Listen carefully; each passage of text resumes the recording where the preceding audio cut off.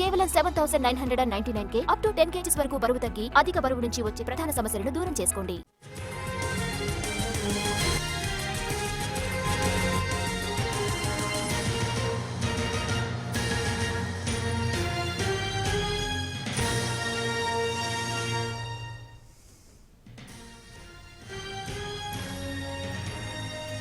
నెల్లూరులో కార్పొరేషన్ రాజకీయ సమీకరణాలు వేగంగా మారుతున్నాయి.